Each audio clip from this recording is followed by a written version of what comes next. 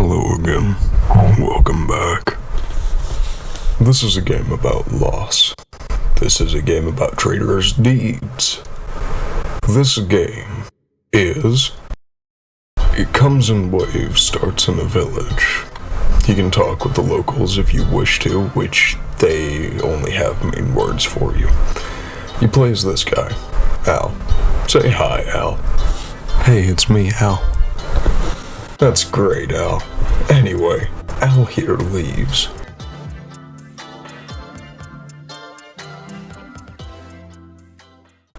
He starts at the beginnings of a dead carcass with bones and such. He reads the signs. The last one catches his eye. Don't touch the blood. What does that mean? Off in the distance he sees what looks like a canister. He thinks maybe it's blood till he notices it's water. He picks it up. You may have noticed this bar going down.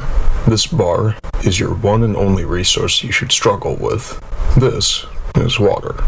It grows with that backpack on your back is carrying, which is called the specimen. The goal of this very short game is to grow the specimen by grabbing water, killing these enemies, and grabbing water off of them, or alternatively, while we were discussing the mechanics, Al cleared out a camp and found a new gun. These guns have stats, but frankly there's only two you should really want, both of which in my game were colored blue. He also eventually picks up a green canister. This is the biggest fucking thing other than water in your current worldview. These are specimen growth boosters. They only ever boost by 10%, as opposed to water canisters which have multiple different kinds of values. Al opens his map after getting back out on the old trail and notices something. Though the name and gender of Al are not known, it is presumed he is a guy, and we are on the planet Arama Prime. May the Tatooine jokes ensue. Al takes his job while looking ass through two more camps, the first of which he finds dead bodies of villagers with their last recorded thoughts. One of these stood out to me because I remember seeing this same similar thing one time beforehand. Once in the village, and once now. Both basically say for Al to forgive himself. Is it a him? It doesn't matter. He continues on, killing almost every last drought raider in his general area. He then continues through what we will come to know as the Adipos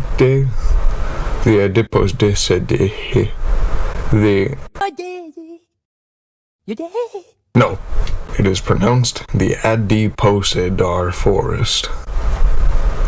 We walk through it for a time, scavenging for several items, including more water efficiency modules, till we reach Cranium Valley.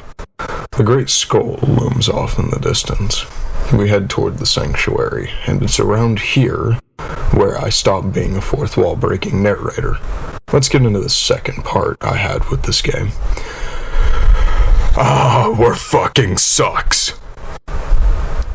This is where we discover two things about this game and its creator. One, this man, Antonio Freire, is a fucking genius. He knew and completely expected you to rush to the sanctuary. He also knew that on your first playthrough you wouldn't notice the fact that the sanctuary had not only a path behind you up a hill, but also a hall of Reaper statues at the very beginning of the game right here. There's also great water and a specimen growth thingamajig behind the starting area. As you may have noticed, I do not have the specimen grown, because I did not take my time. This game forces you to enjoy it damn near, so some of the latter half of this is the second part. If you don't collect every single corn-shucking thing in this game to a degree, then the last part is a fucking foot slog to the end. We're gonna come back to this later, but for now, the sanctuary is now open, as our specimen is fully grown. So we run in and... Oh. What happened?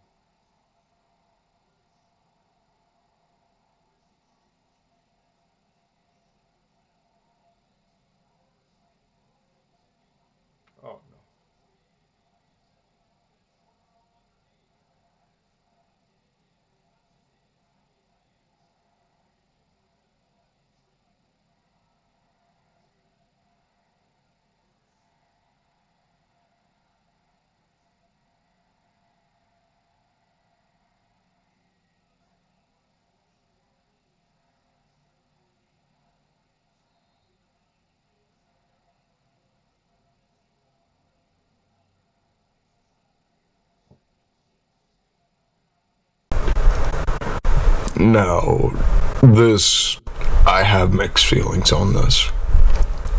This is both good storytelling and, at the same time, I feel cheated out of a good ending for our little guy. I assume this is Al's wife, I think, and it kind of explains what we did. Follow me here. Unless I'm missing something from what I can gather, at some point Al's lover, and if what the game is implying by that village we found earlier, the Drought Raiders or some other similar force got to them, and were the outcasts, so more than likely we ran. This game takes place some time after this incident, to which we have to make the Great Jawa journey in order to redeem ourselves. So, now that that's all out of the way, I feel like, given the fact it's called the Sanctuary, originally led me to believe that it was a place that was a paradise for outcasts like us, considering there was no hope of returning to that village at the start. And I'm sad our little guy, Al here, has nowhere else to go, except back to said village, or alternatively, to make home here, and to kill Drought Raiders until it is done for the rest of his life.